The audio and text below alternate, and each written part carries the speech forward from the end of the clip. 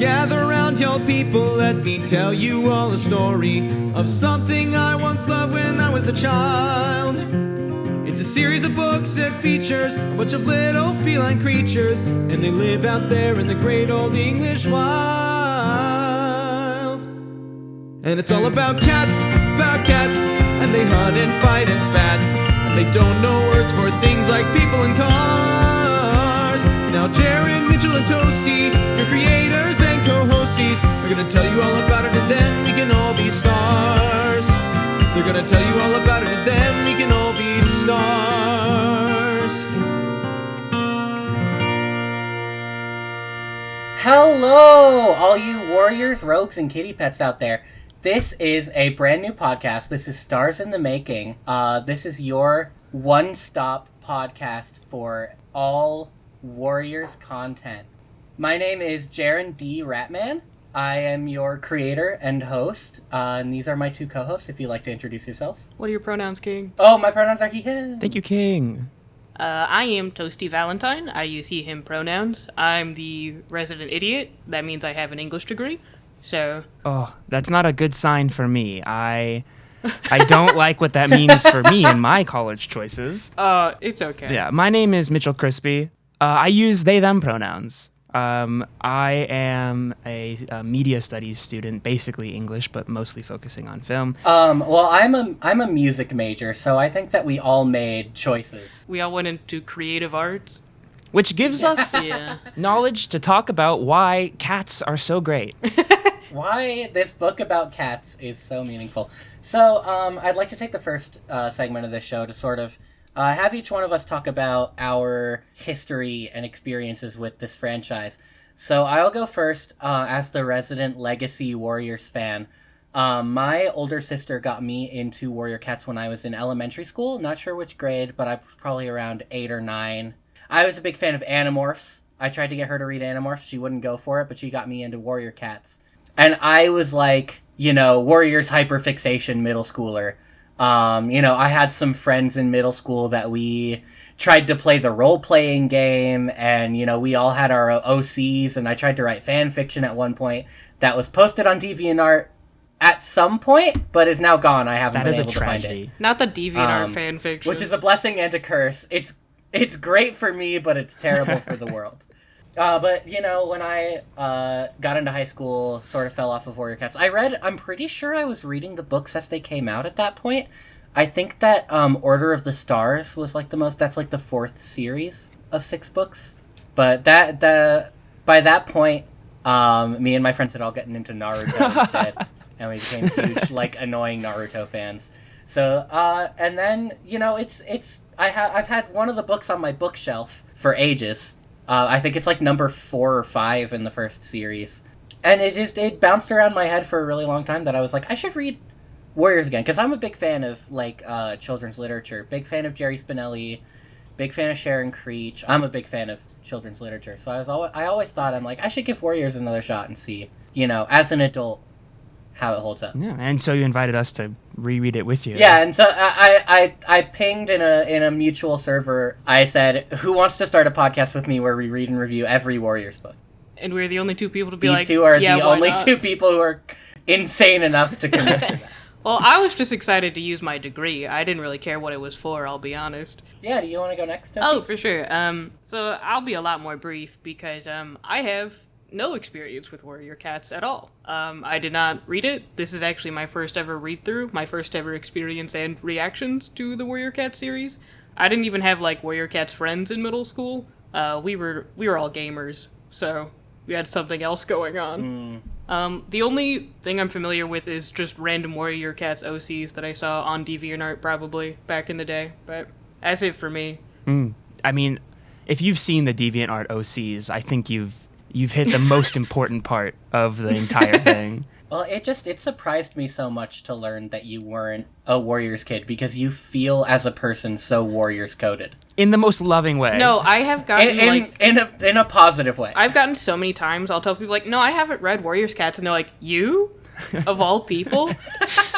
Because I read literally nonstop all throughout elementary, middle, and high school. I've read so many books in my life, but I think Warrior Cats just always Yeah, I read books. I'm literate. I could read a book. But like I just found it always super intimidating because the Warrior Cats books have been coming out since the year I was born. That's a lot of books, and I just think I didn't want to get into it.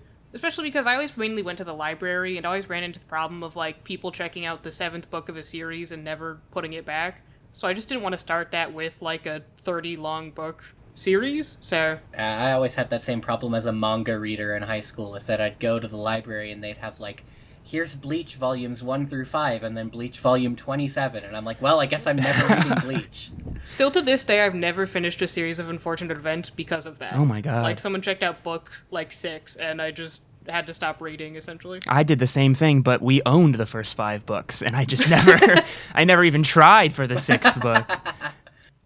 I've got a very, very literate older sibling who I would just watch them read a book. They'd put it back on the shelf, and I'd be like, I guess this one's mine now. I just pick up the books that they put down as soon as they put them down. And in terms of Warrior Cat's experience on the pod, I'm kind of the middle ground because... Well, I don't know if you can even call it a middle ground. Between 0 and much, I lie firmly... Between 0 and, like, 20-something between 0 and books. 20-something, I lie firmly on the 1, maybe 1.5 books side. Yo. And I definitely read the first one when I was younger, in early middle school, maybe late elementary school, because my sister loved them. I was very excited to get the chance to finish the series because I also had people in my life that I knew liked Warrior Cats. And it's such a cultural phenomenon online that I was excited to finally understand. Sure. It's such a specific cultural touch point for people our age.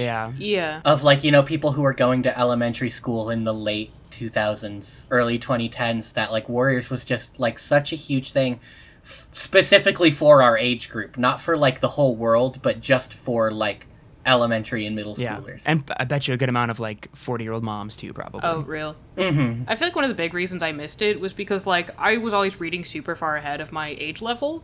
So, like, I think by the time I got to middle school, I wasn't reading Warrior Cats level books. So sorry, not to humble brag again. Sorry. Toasty was the one saying, I read at an 11th grade level Yeah. in the 6th grade. It was like, these are below me. I'm so sorry. I was reading at a 12th grade level at 4th grade. Incredible. That was my ass. Oh, my bad. Yeah, not to... What did you... I know I'm super cool and awesome. What did you decide to study English or something in college? It was just the only thing I understood in school, honestly.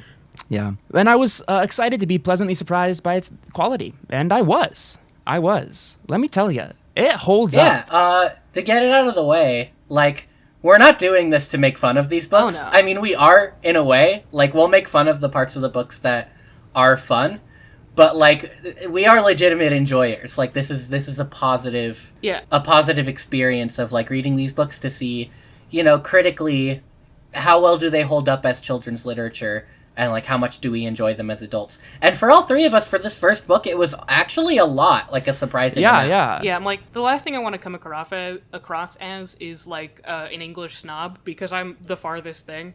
All reading is reading, do not get me wrong. And I love children's literature, because it's just so much more fun, and analyzing it and studying it is so interesting to me, just on the effect it has on kids, and how important it is to adults as well. Yeah, we're all three children's literature lovers.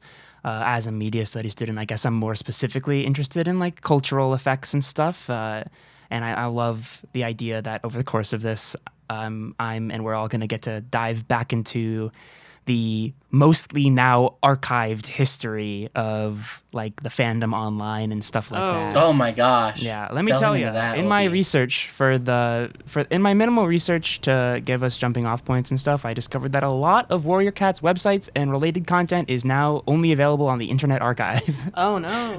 Yeah, I was a frequent to the Warrior Cats community boards. You know, role-playing, discussing, talking about which characters I loved, which characters I hated, none of which I remember now. Warrior Cat's hot takes. I was a frequent on there. Like, me and my sister growing up, we'd take our turns on the computer, and we'd both just, like, log into our accounts on the Warriors community page and respond to each other's posts. A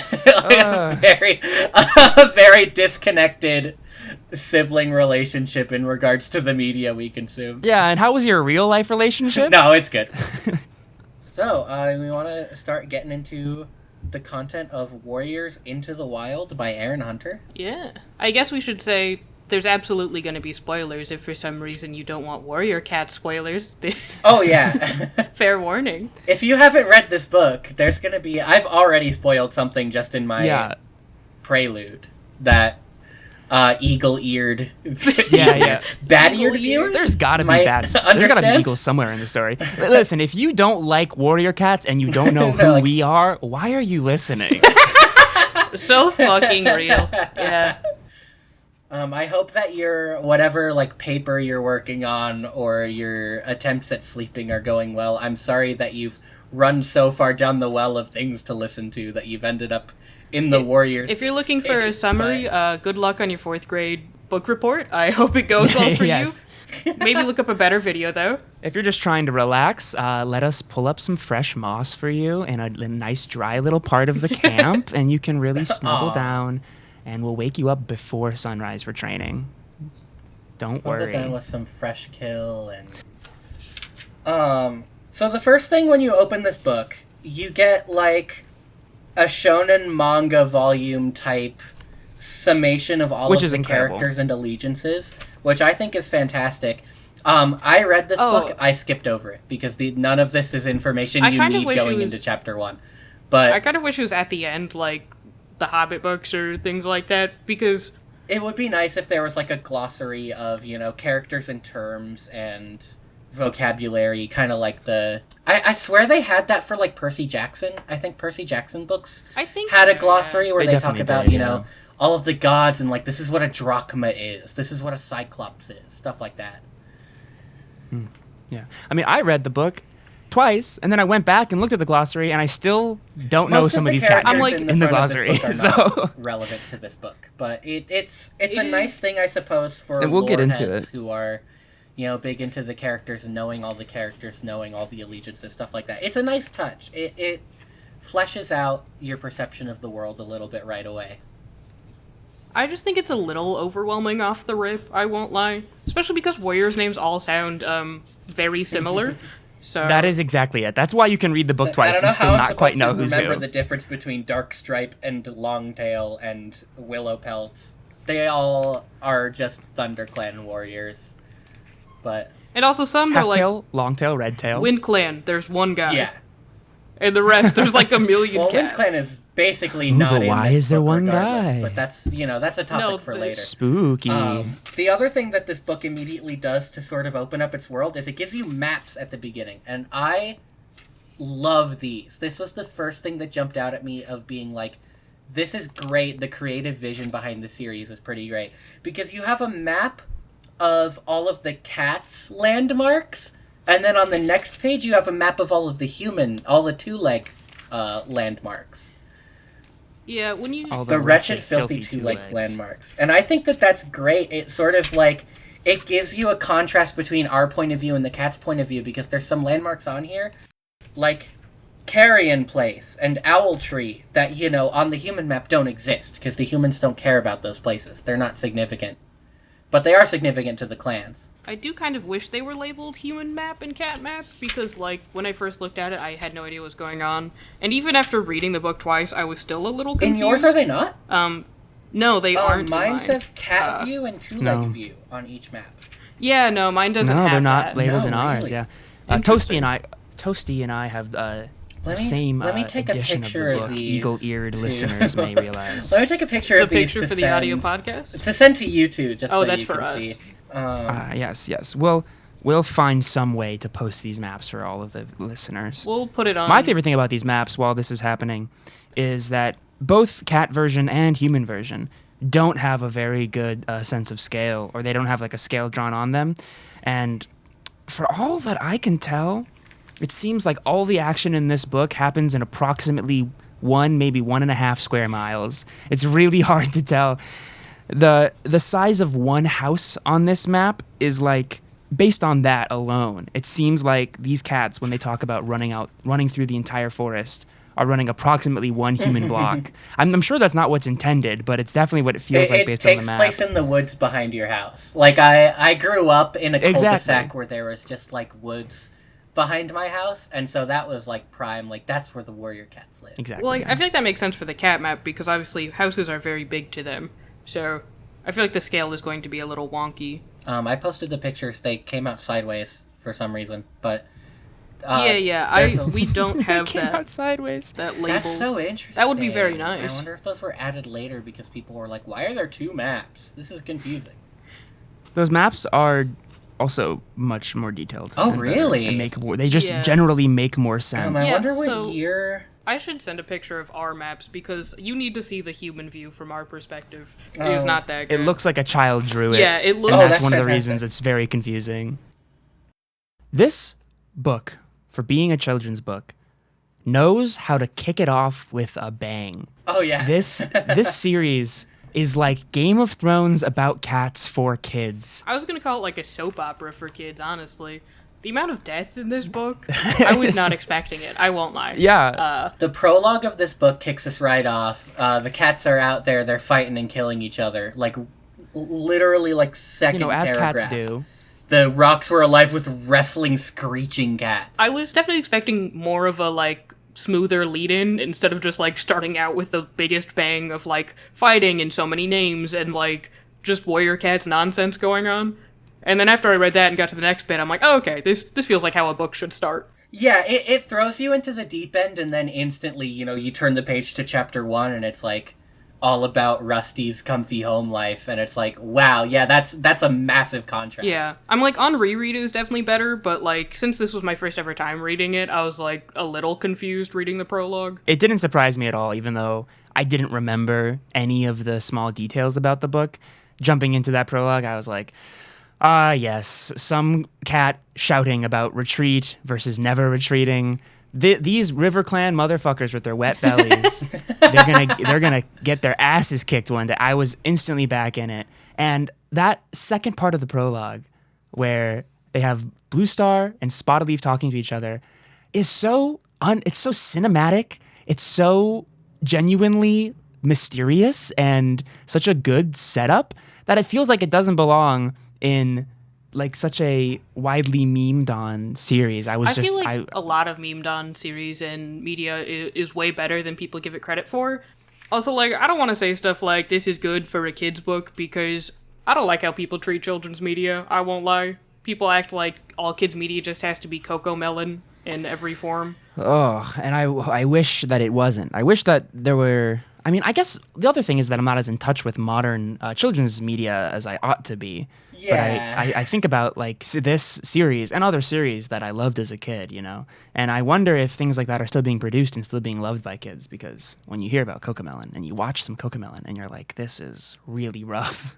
You can kind of look at, because I'm relatively well versed in like the animation space, and you can look at in the realm of animation shows like Gravity Falls, Steven Universe, The Owl House, these shows that are, I guess even more new, Bluey. Yeah, my nephew's super into Bluey. yeah, Bluey is like little kid stuff, but these shows that are marketed towards a young audience, but like are made by people who care about a young audience and not just made by people who are like, making stuff for kids is easy, we can make money off this. Yeah. I'm like, I think that's my big thing, is a lot of kids media now is just this sort of like, we can put out whatever slop we want to, and as long as it's not too terrible, Very true. the kids will watch it and the parents won't complain about it. Oh, especially with Yeah. the uprising of generative AI, they can just say, make me a Oh, God. shitty kid short that'll get me 80 gajillion views on YouTube in the next hour, and it'll just churn out some alphabet slop. And not to sound too much like a fucking boomer, like, these kids on their iPads watching Coco Melon. Yeah, we're all under 25, by the way. So So we jump into chapter 1, and we're introduced to Rusty, our main character for this book and this series. So, for people who may not be as well versed in Warrior Cats, the series are sort of split into like 6-book chunks. So this first stretch of 6 books is just kind of the original series. But we're introduced to Rusty. He is a kitty pet, which is just a house cat. In the cat's lingo. we are going to have Um, a lot of discussion about how incredible all these cat lingo words are.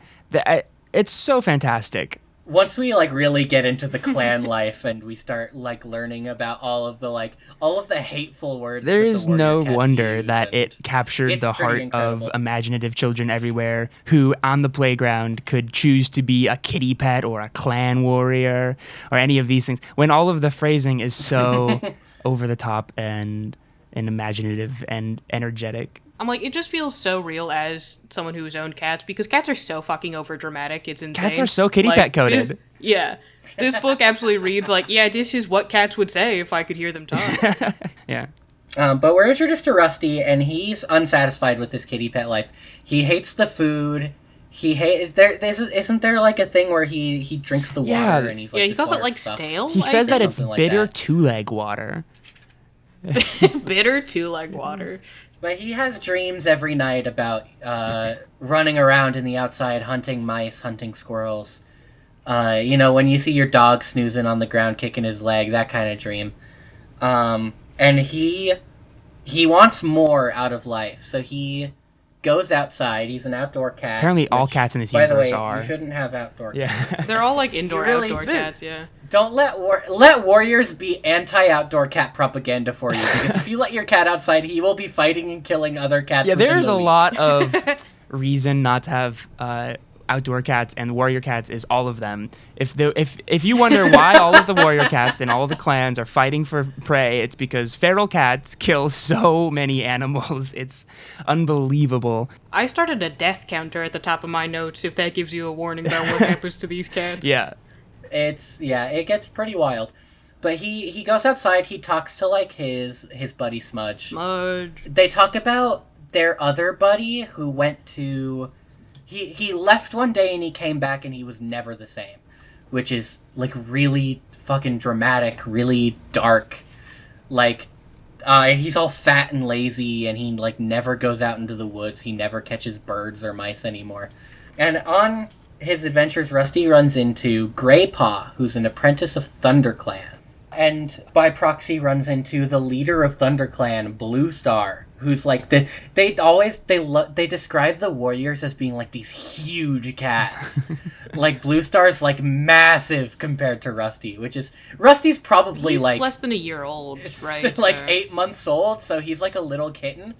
But his thought process runs so much just like an average person's would that it's hard to forget that like he's tiny. He's like a little baby little kitten, guy. Yeah. and then he goes out and he meets a cat who's like a few months older than him, and he's huge. Yeah, Rusty is under 6 months old at the beginning of the book. Under Because 6 they moons. establish Oh, wow. that you go to the vet, to the cutter, at 6 moons. To the cutter. The cutter. Yes. That's got to be my favorite clan term. It's my favorite clan term, The too. They cutter. make it sound so It's my favorite scary. clan term because it's great, it sounds scary, and it also introduces a lot of problems if you really closely analyze it. So Rusty gets an invitation to join ThunderClan because I think Blue Star recognizes his demeanor, and he does pretty well in a fight against Greypaw the Apprentice. So they offer him a spot. He goes home, mulls it over. Well, I think it's because he doesn't get his ass insanely beat. Like, I think it's because Yeah. he isn't, like, half dead before them. They're like, yeah, you're good enough. They're like, wow, you held your own pretty well for a kitty pet. Yes, kitty pet's definitely some sort of slur in this world, and they just gloss over it. He goes out the next day, he says his goodbyes, and he goes and joins ThunderClan. Yeah, he had to, like, sit and mull it over, and then he's like, this shit sucks. He mulled it over for approximately like an hour and a half, and on my reread, I was like, why didn't you just say yes? Like, why did you even need to think Well, it over? I think, if anything, it's just more of a fulfillment of his own desires. And he only needed maybe, like, 2 seconds to think about it, honestly. Exactly. Well, he also, like, Smudge talks to him a lot about, like, those forest cats are scary, man. You don't know what they're gonna do. Like, they're, like, a different breed. So it could be, like, a mixture of that and, fear when he runs into them and they're, like, big and scary. And he's like, maybe I gotta think about this. And then he goes home and he's like, wait, no, I don't. Yeah. There's a big emphasis on him not feeling like he's different than those cats, feeling like he is the same as those cats, despite what they say, despite what Smudge says, because Smudge, being another house cat, is also convinced that they are both different than the wild cats. This is all part of the extended Chosen One thing going on in this book, the outsider coming in, the person who had no powers being shown to be very powerful. It's done really well in this book, honestly. Sometimes a chosen one metaphor can be a little stifling to a story, but I think that it's played into just enough in Warrior Cats, book 1. Yeah, I think later in the book as well, if we jump around a little bit, his like difference in philosophy from the cats who are born and raised in the clan does go to great lengths to help the clan out in very small ways. We can get to that in a minute, because he goes to ThunderClan. Blue Star introduces him to all of the clans. They notice his collar, and they are pissed. They're like, you brought a fucking kitty pet out here? He's still got his collar on. He's still tied to the 2 legs. Rusty jumps on one of them immediately and starts a fight, which is so... It's so funny how quickly it doesn't escalates. seem like Well- that should be a way to gain their respect, but I guess. I'm like, But it didn't absolutely somebody like is. whisper something in his ear? Yeah, or- Lionheart does. I think that Yeah. Lionheart encourages him. He's like, you just gonna sit there and take that? And Rusty jumps down. But in the fight, his collar gets torn off, which is like... The symbolic. Yeah, it's like a symbolic ritual of he's leaving his kitty pet. And then he kicks life dirt on behind. it. He kicks sand and stuff on it as if he's burying his dirt, which is what they call pooping. Love it. Love it. I hope that my cats in my home call using the litter box burying their dirt in their little heads. Making dirt. I'm like, I think Rusty just realized that, like, the way warriors speak to each other essentially is through fighting and displays of being good at fighting. So I think he was like, I guess I just gotta go for it. Yeah.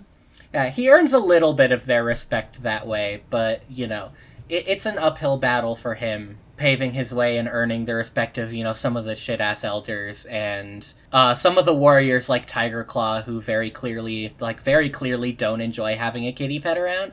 But he proves his mettle, I suppose, and Blue Star grants him his apprentice name of Firepaw, which is what he's known as for essentially the rest of this. Yeah. The naming structure for warrior cats. If you are part of the Venn diagram of audience members who don't know warrior Yeah, cats, you basically, like, you follow a pipeline of your, you know, fire kit, and then once you're of age to start training under one of the clan's warriors, you become Firepaw. And then once you've proven yourself worthy of becoming a warrior, the leader of the clan gives you a name based on your quality. Like, their first name is typically a description of them. Like, almost 'cause- exclusively, yeah. Yeah, because he's Firepaw because his coat shines like fire. He's Yeah. an orange cat. Yeah, he's an orange Then cat. That's there's it. Grey But Paw. also, it's pretty. Who's gray? It's pretty metal compared to everyone else who gets Grey Paw or Raven Paw, and it's like, God yeah, forbid, Dust Paw. Dust Paw. Yeah. I'm so That excited kit to talk came about out the and names. it was dirty Yeah. as hell. Dust Paw and Sand Paw, they came out and they were just covered in it.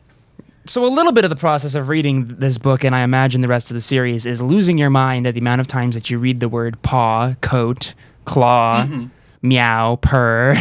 I will try my best to keep these names and characters apart, but on God, it is so hard. There's like Lionheart and Tigerheart, and they're all just variations of similar names. I remember all of the important ones. Like, I can remember, you know, Redtail, Lionheart, and Tiger Claw as sort of the 3 most important warriors of ThunderClan throughout this story. And then, you know, obviously there's Blue Star. Blue Star's the leader. Once you're a leader, you get the name Star. Only the leaders can be called Stars. If you're born and your parents name you Star Kit as some kind of prank, you're fucked. You can never be a leader. You can't be Star. I feel like I remember reading, like, when I was younger, that if a cat is born and is named Star Kit, they're, like, predestined to become a medicine cat, so they can never be a Hilarious. leader. That's I don't know funny. if that's true, or if that's just a joke, and that, like, in the culture, calling them Star Kit would be, like, highly Actually, Jaron, that's offensive. something that was in Like, your you fanfic, can't do that. and you blocked it out. That was in Yeah. my fanfiction. I mean, my I bad. presume it's just like a social faux pas to name your kid Star. It's like if I named my son Like, it's just President a of the little- United States. Yeah, it's just a little presumptuous. Yeah, if I name my son President and then he goes on to become president. I imagine they would only name them Star if they had like a star fur patch or whatever. Like if that's Oh, and then they're someone's warrior Yes, Sophie. yeah, 100%. if they're if that's their most defining characteristic. The next couple chapters of this book, to move on, are just kind of Firepaw acquainting himself to clan life. He learns the layout of the clan. We won't get into all of the logistics of, like, this is where the elders are, this is where the queens are. Oh, we But, missed a very important detail, I think. I think he- we missed that Redtail is dead. Oh, I we was did. about to say. I do forget about that. It's Oh, easy to yes. forget. I was gonna say, I forget Ravenclaw Redtail is because the he scene. dies right off the rip. You don't like, even see him, basically. Firepaw gets like into the clan and they're like, Redtail is fucking dead. Yeah, Ravenpaw comes back because he was a part of the battle. It's the same battle in the prologue, Yes. right? Yes. The battle Yes. against the River Clan hunters. Ravenpaw comes back because he was a part of that battle, and he announces in the exact same moment, clan gathering as Firepaw's induction, that Redtail, Blue Star's deputy, the second in command of the clan, has been In killed. a battle with River Clan. And Ravenpaw is also gravely injured. And my favorite thing about this whole scene is this plays into the pacing of children's literature, and I think it's done great, but as an adult reading back, this scene moves so quickly because obviously you need to get past the the social awkwardness of a new member joining the group so that you can get into more interesting things and more actual plot. But Firepaw's been there for less than a minute, and then a huge emergency happens. Everybody forgets he exists while the emergency is going on. Greypaw, our sidekick and Firepaw's friend for the rest of the book, explains all of it to Firepaw so that the audience can understand what's going on. And then as soon as this emergency is over, everybody's back to being like, "Get out of here, kitty pet. Get out of here." Bro, you suck. Oh, Rip you're Redtail still or here? whatever, but I just think it's because there is so much death in clan life that they're just more used to it. They still have their grieving rituals and stuff, but I think if they mulled over every death, they would never do Right, anything. yeah. It would be So- very heavy. It's already very heavy with the amount of death, and the way that it's handled It is deep and respectful, honestly. I really enjoy the mourning rituals that they have and how respectful they are of death of other warriors and stuff. Yeah. It's definitely very interesting to read about. I will say the pacing of this book is interesting because it starts off with the prologue, which is a big bang, and then it slows down, and then Redtail is dead, and then it kind of slows down again until it picks up in the last half of the book, and then it's I'd say pretty fast, especially the last 100 pages. They just start smashing a lot of shit final in act there. of this book is insane. But because of Redtail's death, Blue Star has to pick a new deputy, which immediately reading this book, you think oh, that's going to be a source of drama, is that there's no deputy, they have to pick a new one, and some of the elder warriors might be competing to see who gets picked. No, Blue Star just picks Lionheart pretty much immediately. 10 minutes. Well, It's she's we can't dwell on She's this. I've got 5 hours to pick this shit out, as the stars say. So Yeah. let's just wrap this The up. stars tell me We should that- say that the Star Clan is referenced a lot, and that is just dead warriors. It's just Yeah, it's their form of the afterlife and spirituality, is that StarClan is sort of this heavenly force of former warriors who have fallen in battle, or to illness or what have you. It's their version of the afterlife, and the stars in their spirituality dictate, the medicine cat whose main role is, healing, is also a conduit between the clans and StarClan. She sort of, Spotted Leaf is our medicine cat in ThunderClan. I say as if I'm a member of ThunderClan. I'm already Our getting medicine sucked cat. into it. But she sort of acts as, she interprets the stars in a very spiritualistic way, which I think is very cool. I love that these cats have they have a form of government and they have a form of spirituality, and it's so funny, and it shows how this series could instantly, like Mitchell had said, instantly captures the hearts of very imaginative children. I did want to get into the spirituality of it later, especially when we move to going to the Mother Mouth and the Bright Cave, whatever the fuck it's called. It's so the expertly Moonstone. done. I can't wait to get into that with you. But the only people who can speak to the Star Clan, quote unquote, are medicine cats and the leaders. Although it's made unclear, as like I said, I've only read the first book, so Jaron might remember more of this. But it's made to seem like Firepaw has dreams that are truly prophetic, right? It does seem that way. I can't remember how much that plays into the future. Like I said, I read these books over a decade ago. He definitely has some so sort I remember, of spiritual I remember connection. major characters, I remember Firepaw Firepaw, Tigerclaw, Greypaw, Blue Star, Spotted Leaf. I remember all the major characters, but there are actually some really important characters in this book that I don't remember. Like, I don't remember Ravenpaw at all. I did not remember Ravenpaw And at all. Ravenpaw's really important to this story. I did not remember that Tigerclaw and Lionheart were different characters. I knew there was one older. It's hard. There was one older cat. Nope, turns out there's like 6. There's so much Well, like we death said at the and top. introduction of new characters, and there's elders and she-cats and warriors and medicine cats, and there's also like 3 other clans we haven't even gotten into yet. Yeah. Oh, yeah. But to move forward chronologically, after the new deputy is made, I believe Firepaw is assigned to train under Tigerclaw. Yeah, it's like a That Tigerclaw temporary is thing. training like most of the apprentices at this point, I think, because Tigerclaw's also Ravenpaw's mentor, Yes, right? yes. He's only And then He's only Lionheart training- is Greypaw's Yes. mentor. There are 2 Yeah. other apprentices. And then Sandpaw and Dustpaw, who aren't important to the story at all. no, they're just trained under annoying. some other warrior who also isn't important. no, to the I think story, Sandpaw as is far as I remember. White Storm? White something? White White Storm. Storm?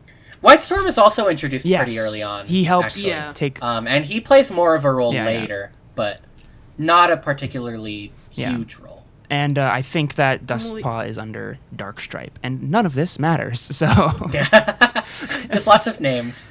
Truly throw all of the listeners into the same deep end that we as the readers were thrown into, is that you get introduced to so many cats, and Oh. at first it's a little hard to tell who you need to remember, but Can I talk about how the elders are named, at least some of them? Because I love it so much. Yeah.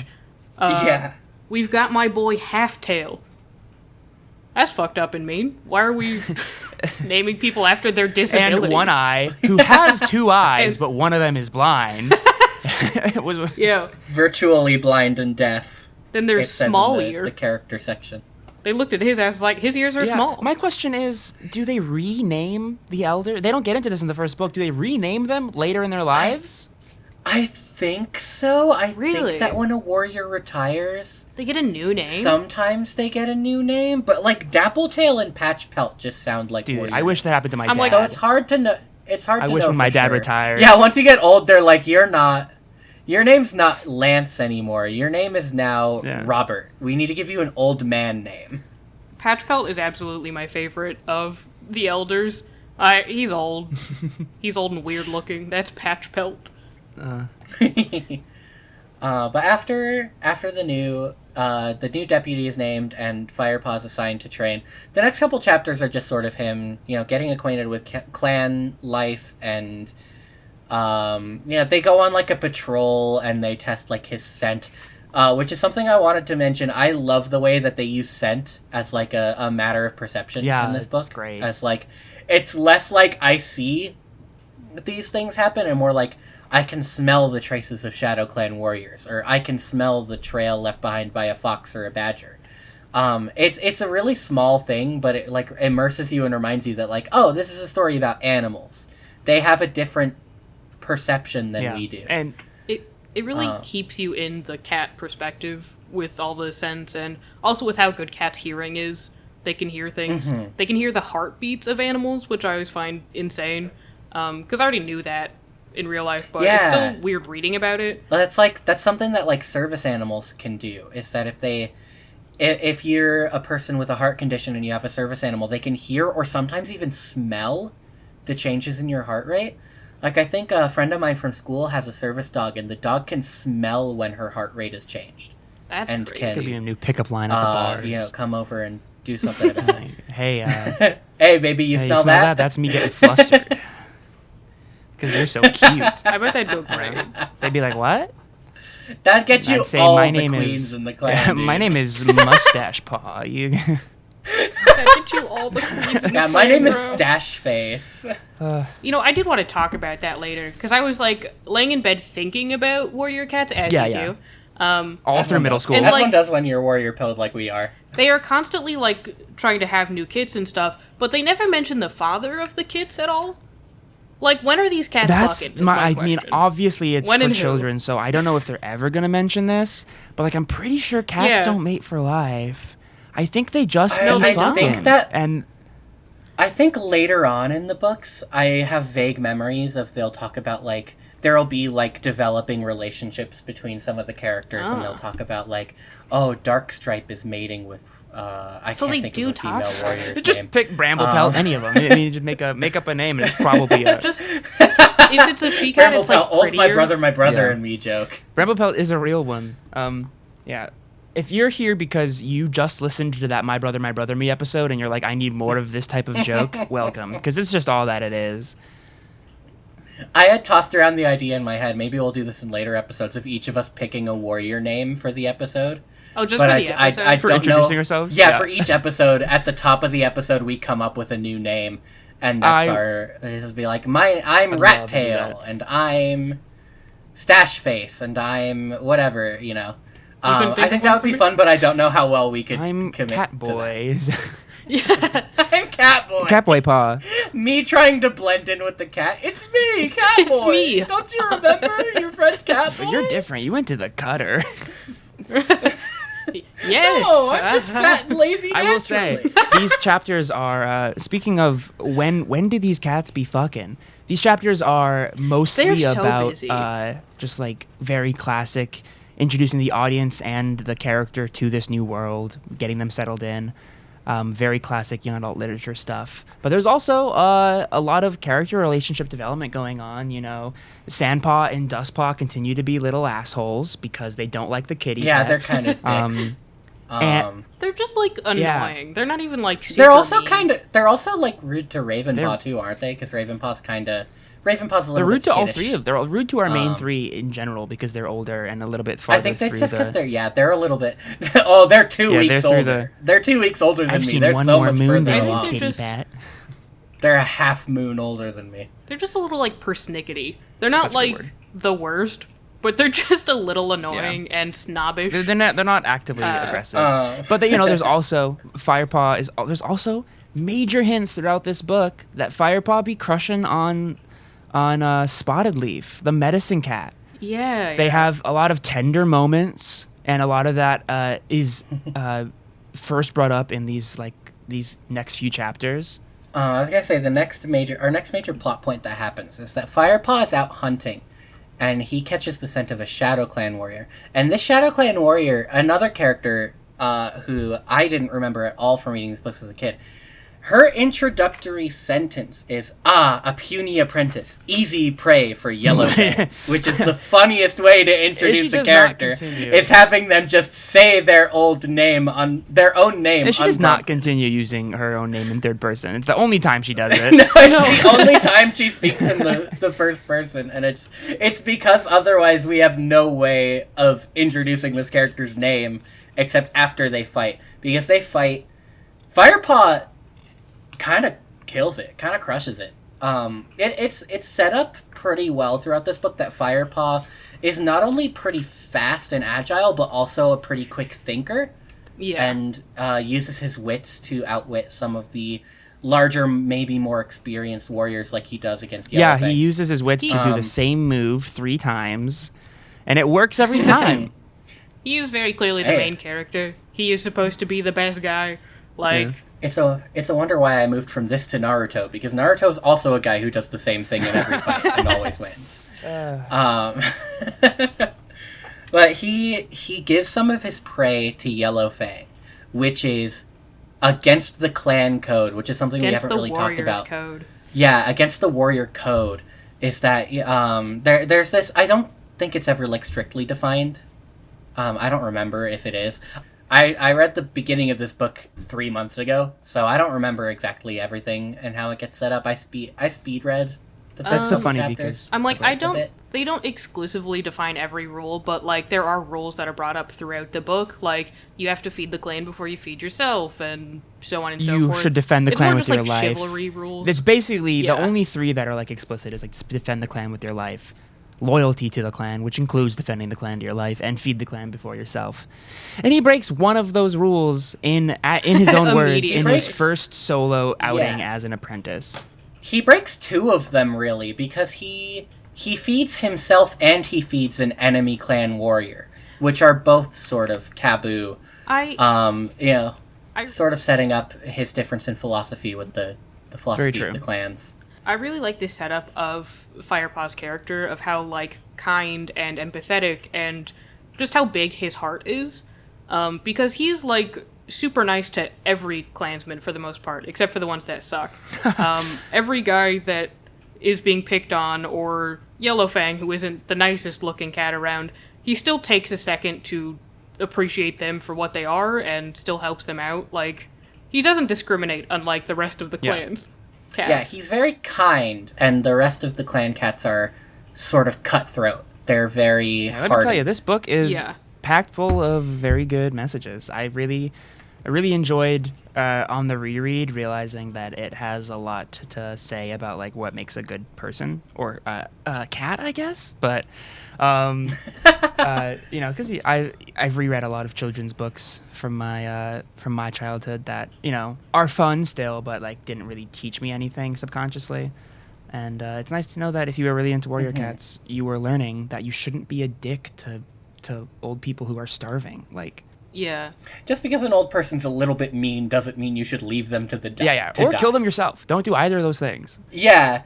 Well, because that's another thing that the other ThunderClan cats get on Firepaw about. It's like, why didn't you just kill her?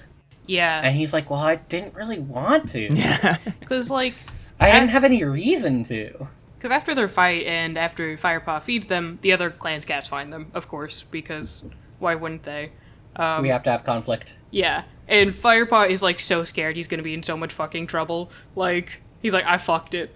This is it for me. It's over. Yeah, this is a part, this is one of, like, 2 or 3 moments in the book where, like, this chapter and the chapter after, I was like, the young adult is showing because he's so worried he's going to get in trouble, and then absolutely nothing happens to him, basically. Yeah, they bring Yellowfang back to the clan. They sort of hold her as, like, I guess a prisoner of war in their ongoing everlasting conflicts with the other clans. And Firepaw's punishment from Blue Star's very obviously, like, looking out for him. And his punishment is just to take care of her. His punishment is just having to, like, carry stuff around for this mean old cat. And he can't eat for one dinner. Yeah. One dinner. He broke the warrior code, which is made out to be this huge thing. Firepaw thinks he's going to be sent back to the two-leg place. Yeah, especially for an outsider. Right, yeah. He breaks the warrior code, and they're like, "You don't get dinner tonight." And he's like, "Oh man, good thing that I Nice. ate while I was out there." Like, I really loved the way that Blue Star, like, handled the Yellowfang situation. It's clear why she's very the true. leader and the wise one. I love how she defends Yellowfang, and she's like, it is not less than of yourself to take care of your elders. The rest of you could learn from what Firepaw is going to be doing. And I just think that's super cool. Yeah. Blue Star is painted as being very just, and she is. There's never really a moment in the book where you are, like, tricked and she isn't just. Like, she remains just, and it's a very useful character to have in a very well-written version of that classic, like, mentor, like, very just, it seems wise that she has, mentor like, character. I'm going to say, like, older clan values, I presume, because she respects every warrior, whether or not they're in her clan or not. While the more young guns are like, let's just kill her ass. What if she's a spy? Yeah. And I will say, one of the main people, like, everybody wants to kill her, but if there's a bad event going on, you can bet your ass Tiger Claw's at the front of the pack being like, let's murder them. My first... Yeah, we haven't talked This much about shady Tiger Claw. motherfucker. My first note on Tiger Claw This is guy. Tiger Claw's a dusty old bitch. Yeah, So true. he's... Blue Star describes him later on in the final act as being, like, loyal to ThunderClan to a fault, and that fault is that he will go to extremes if he believes it's for the sake of the clan, which I think is a little bit bullshit. I don't think he's really like that. Well, that's because... Might be how Blue Star sees It might Yeah. be how he starts, but he very quickly goes on, you know, his villain arc as the sort of primary antagonist of this book. This book has multiple conflicts that go at the same time, so it's hard to nail a main antagonist. I would definitely say that the main... I'd say that Tiger Claw is set up as the main antagonist of this book, while a lot of other stuff relating to the other clans is set up as, like, things to happen in the future. It's clear Tiger Claw is obviously, like, very shady, because even throughout the beginning bits of the book, you can tell that, like, not everyone is super cool with him, and he's not the most, like, upfront kind of cat. Like, he always has something else going on, some other motive. Yeah. He's set up to be a villain in the very classic way for like young adult stories. By He's just being a definitely mean like person. baby's first twist villain of like. Yeah, He's super This mean to mean Ravenclaw, cat- his this- apprentice. this For no reason. For no super fucking mean- reason. Well, we know the reason later. Super but- mean, crotchety cat just slowly gets more and more shady throughout the course of this book, as like sort of the hidden conflicts and the like the conspiracy of like Tiger Claw sort of comes more to light, which happens. I think the next thing that really happens is the visit to the Four Trees. Yeah, it's the Yes. clans meeting. Yeah. So the Four Trees is sort of central on the map. It's a place it's a shared territory between the four clans, which I don't think we've said altogether are Thunder Clan, Wind Clan, River Clan, and Shadow Clan. I wonder who the evil ones are. I wonder who the evil ones are. It's gotta be I wonder those if wet-bellied Rotten River Clan Snarl warriors. is. Yeah. I wonder what Broken Star's whole deal is. They go to this clan meeting, Firepaw. It's his first time. They hold this once a moon, Yeah. I think, on the full Once a moon, on the full correct? moon. There is a Um, peaceful reconciliation of all clans at the Four Trees every full moon. The warriors kind of go when they exchange barbs and stories. The apprentices kind of just get to hang out and be chill because the apprentices are all pretty chill. And the elders get to, back in my day, warriors were so and so and blah blah. I had to walk up the hill both ways to the mouse. and- The mouse! Oh my gosh, I haven't mentioned yet. This is one of the first things I wanted to mention. They make mice sound so tasty in these books. I have vivid memories of as a kid of like reading these books and just wishing I could eat a mouse the way I mean, these you cats do. could if you wanted to. I Nobody's could, but it stopping. would not be as good as it sounds. It would not be the same.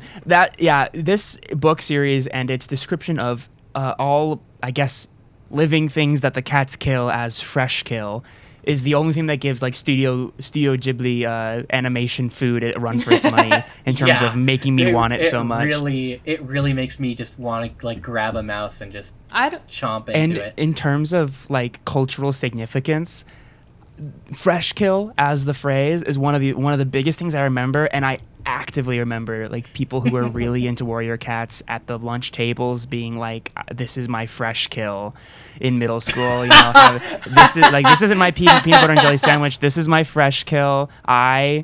I crooked nostril or whatever their I esteemed stinky I don't was. remember if any of my friends were I that stinky cringe, foot. but I'm sure we were. I'll be honest, like, the Yeah. description of the mouse did not have the same effect on me. I'm so sorry. But when they described those flavorless pellets, I'm like, that sounds awesome. If I could just have some tasty, some flavorless pellets to eat instead of other shit, I'd eat more. Like, Yeah, Toasty, dear audience, we've talked about this on off recording. Toasty is very willing and ready to be a oh kitty yeah, pet. I'm kitty pet. Oh, I colored. think we all are.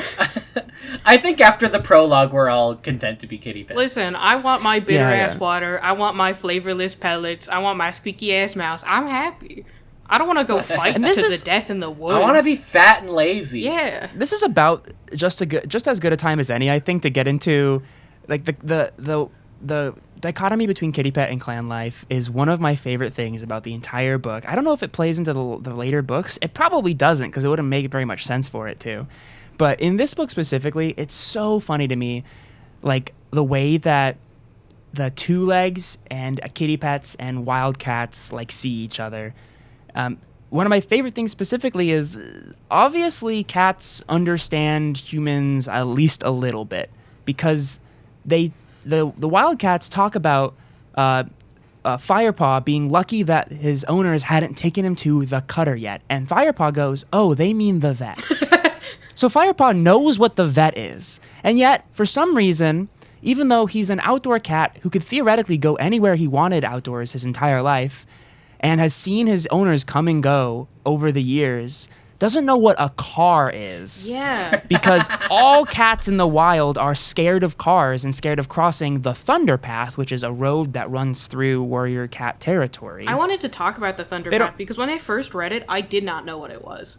I was like, what the fuck is a Thunder Path? The They're Thunder very Path vague with about the it, yeah. monsters that run down the Thunder At Path. first, With acrid smells that burn their At nostrils. first, I thought it was like a dirt path where like tree cutting machines were like going through. That's what I thought that was. There is also that. Yeah. There is also a tree mill in the area, and they do talk about machines that that scream that are chainsaws. I believe it's implied to be chainsaws, and logging trucks that move through the forest. It was only until later when we approached the Thunder Path again where I'm like, oh, that's just cars. We're just describing cars. Yeah. And there seems to be not that many roads where they live, which I do find interesting, because there's one Thunder Path, quote unquote, that they come across the most often. Yeah, there is one Thunder Path. Another thing that lends credence to the idea that this all happens in a very small space is that this is a neighborhood and there's just one road that kind of goes out into the forest and then comes out into a different neighborhood. Right. And the place that this book is set has never been confirmed. In fact, the authors kind of say, it started off as a representation of something, but it turned into just a fantasy land, so that's where it will stay. That's fair. But I will say, the maps do say that the Wind Clan lives near a moor, and the descriptions of things on the maps and the names all feel very English, and that's probably because the original creator of the series, as well as two of the main authors of the large group of authors who write the Warrior Cats books, are from England. So you can kind of imagine it as an English countryside town. There's I always not a kind lot of of imagined roads. it as an American suburb, but that also is because I grew up in an American suburb with a forest That's why they behind left my it. That's why house. they left it ambiguous. It's because it's better for any given kid to be able to be like, to be able "Wow, to that's my imagine backyard." and be like, yeah, those cats, they're just right back there. See, I grew up in a rural Yeah. area, so I pictured it as a rural area. So it makes sense that you just picture it as the area you grew up in for the most part. Yeah, it's like Santa Yeah. Claus. Santa Claus is just your dad before, Yeah. the Well, filthy Coca-Cola for Corporation some got of their us. grubby little hands on him.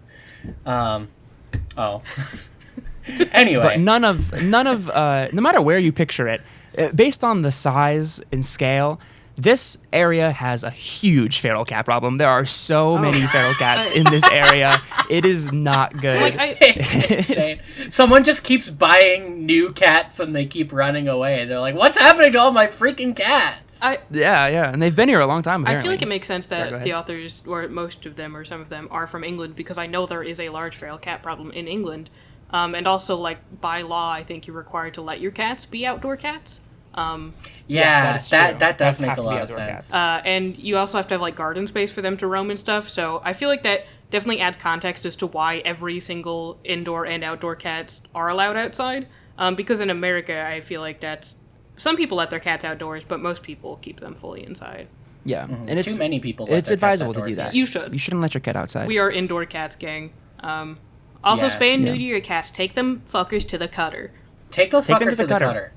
That's what I own 3 cats, and they're all spayed and neutered. And I read the way that they talk about the spayed and neutered cats in this book, and my fucking boy cat Flax is not fat and lazy. Your He's cats are killed crazy. 3 birds. He's killed 3 birds, and he doesn't live outside. 3 separate times a bird has flown in through the open door, and he's killed it before we can catch the Back bird. when I had That's cats, my insane. 2 boy cats wrestled every single day. Multiple times a day. They were Yeah, doing exactly. WWE throwdowns in my fucking living room. I could not get them to stop. It was so loud. Because one of them was super fat, so I guess that's accurate. So he sounded like a bowling ball when he was wrestling and shit. Incredible. Back to our Four Trees meeting. This is where the plot starts, Yeah. basically. Because the first detail that sort of sets the plot in motion is Ravenpaw is talking to the other the other apprentices from the other clans about their battle with River Clan. And he lets loose that Redtail killed Oakheart, I think? Yeah. Some detail that throws a wrench in the idea that, Oakheart killed Redtail and then Tigerclaw killed Oakheart as revenge. Right. I don't know And if we mentioned specifically when they got back from the battle at the beginning, right after Firepaw was led into the clan. Ravenpaw is trying to tell everybody what happens and then faints, and then Tigerclaw says, Redtail is dead, Oakheart killed Redtail, and I killed Oakheart to avenge Redtail. Yeah. At this meeting, Ravenpaw reveals that that's not true, actually. At every time Ravenpaw starts talking about this conflict, Tigerclaw is close nearby to stop him from talking about it. He's Which, intimidating. sets in a way Tiger that's Claw not up suspicious at all. instantly as, yeah, this guy's suspicious, this guy's hiding something.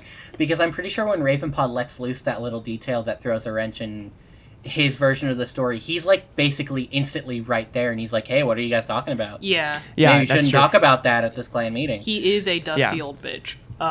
He's just like Yeah. right there. And the other thing that's really funny about that moment is Great Paw is there too. And he doesn't and hear this. is something that happens. Yeah, he doesn't fucking think about it. He's like, oh, Great whatever. Paw's just there. He's just vibing. Firepaw is really the only person in the book who thinks about these things. Great Paw's a little airheaded, for sure. Yeah, but we love Oh, him no, for it. I love He's him. great.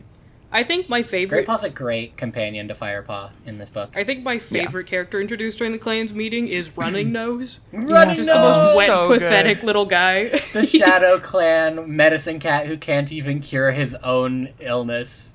He's just... That's the cat I want in real life. It's really... That's like the funniest that this... Like, conceptually the funniest this book gets is. And you're telling me that little guy doesn't want to be taken inside and cared for Yeah. and given a little bed to snuggle up in? I bet he'd be really happy if he tried it. Yeah, I hope that Running Nose defects and becomes a kitty pet and gets the help he needs. That dude looks like he'd love Yeah. central heating, I think. Yeah, that dude looks like he would love the national health system in England. Do they have that for cats? I actually don't know. They have some free vet services, but I don't think all of them are. Thank you for knowing all the things that I don't know about England, Toasty. Well, I used to read a lot I of, have like, an England degree. books about cats, but, like...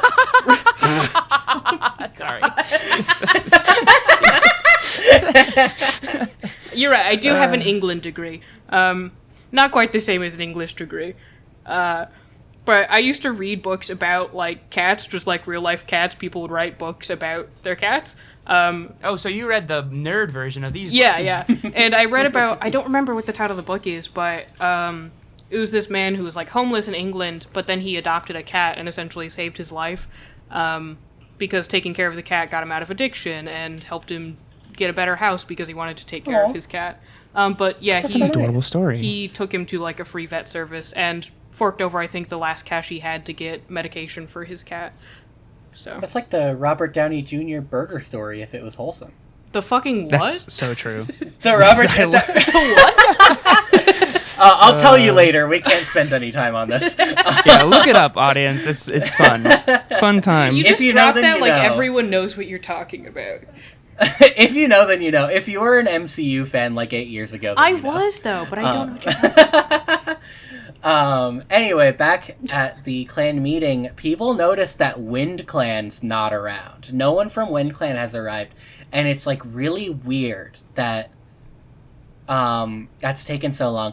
The meeting starts, and is it Broken Star? Mr. Broken, Yeah, Broken Star. Star. Whose Best- father was named Ragged Star. His father's named Ragged Star. His son's probably named like Awful Paw or something. Yeah, Shattered Star. But he announces that they chased Wind Clan out of their territory. Shadow Clan has chased Wind Clan away.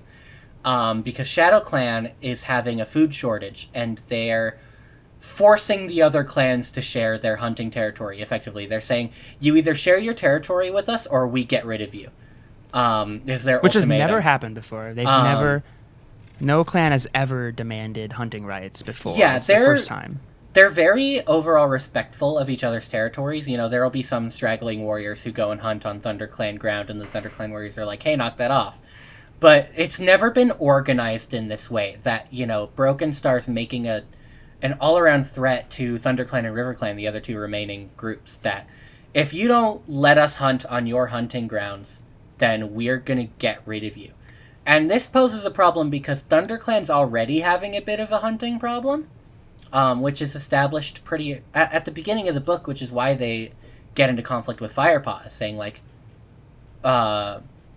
we're already short on prey as it is. We can't have kitty pets hunting here. I believe River Clan just instantly is like, okay, man. I think they talked they about let- it for like a little bit. Or no, the leader had already decided because the leaders were already speaking before they made an official announcement. So I think in that initial meeting, River Clan had decided. Yeah, River Clan Crooked handed Star. over... Crooked Star. Crooked Star would never do that. Not Crooked Star. Crooked Star, who's described as looking as though he got in a bad fight and had his jaw broken and it didn't heal properly. Yeah. Is how he's described. I can't So believe I am at- Crooked Star and Broken Star are in cahoots. That's crazy. I think it is worth mentioning that, like, Crooked Star, the newer leader, is new. Like, he's not Oh, Broken Broken Star's Star. Broken Star is the newer leader of Shadow Clan, and he hasn't been doing it for a long time, which is, helps explain the sort of shift in... Shift in philosophy, shift in... Generally conflicts. speaking, there's been a shift in Shadow Clan. Yeah, River Clan allows them to hunt in the river. They say there's plenty of fish, and we can't afford to fight over the fish and lose cats. It is also set up that, like, all of the other clans don't have as many, like, kits as Shadow Clan does. They're like, we'll just keep throwing guys at you until you let us hunt where you are. We know you will run out of warriors faster than we will. They essentially pull a Civil War strategy on their ass. But there's something fishy about that claim because Firepaw and Greypaw are looking around and they're noticing that all the quote-unquote apprentices from Shadow Clan at this meeting look really small for their age. Yeah. They all say they're like 6 moons, or you look more like you're 3 moons. I think, like, Tiger Claw points out, like, you're small for an apprentice or something like that. And they're like, we're just small. That's just how we are. It's like my dad was small, my mom was small. It's like, okay, kid. My mom was small. Whatever. From a long line of small cats. Yeah, my I'm name is Small Small Paw, Paw. and this is my buddy Small Paw, and this is my buddy Tiny Paw. And this is my friend Itty Bitty Lil Paw. But the other thing that the Shadow Clan leader announces is that there's a rogue from his clan that's been on the loose, and they are not to be trusted.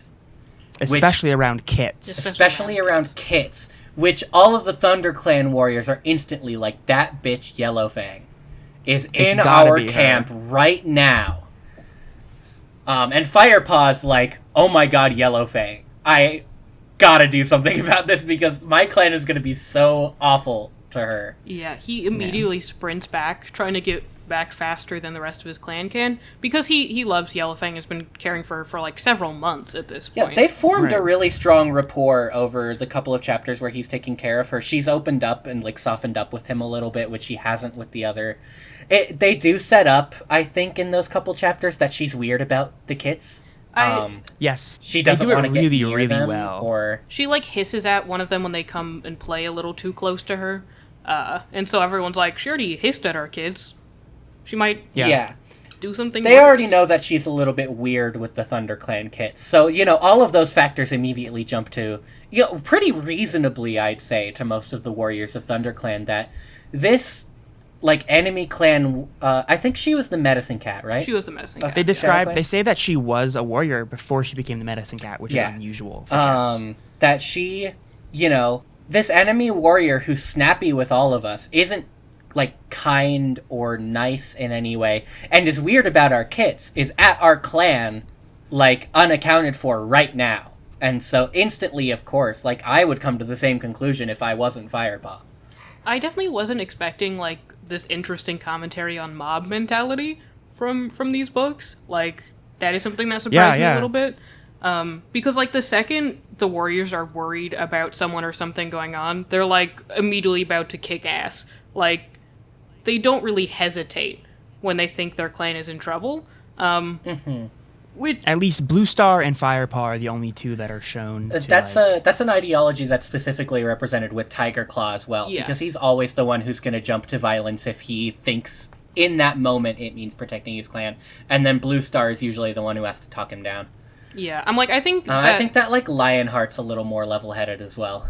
I'm like, Yeah, that's true. I think it is definitely being perpetuated by Tiger Claw, and he is the one riling people up constantly. He's always the first one to shout and be like, we've got a traitor in the camp, let's go kill them, or whatever. But Firepaw runs back and warns Yellowfang about what's going to happen.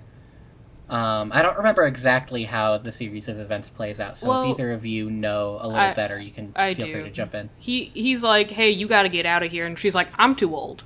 I'm sorry. I'm just gonna sit here. I can't run. She says, I can't run forever, yeah. And then Classic line. all of the warriors descend upon the camp, and I think Firepaw stands between Yellowfang and the rest of them. Maybe? He does, yes. Yeah. And then Sounds familiar. Blue Star tells them to back off. Yeah. Tiger Claw says things like, we should kill her. We shouldn't even just let her go. We should kill her. And Blue Star says things like, what has she actually done? Yeah. Which is a great moment where they like show how just she is, and a lot of the relationship between Yellowfang and Firepaw is like about Firepaw slowly starting to realize that how much he cares for Yellowfang and appreciates her and respects her. And every time Blue Star backs him up on that, he's like, he always says something along the lines of he was surprised to see how much it meant to him. That Blue Star trusts him and trusts Yellowfang because of him, etc., etc.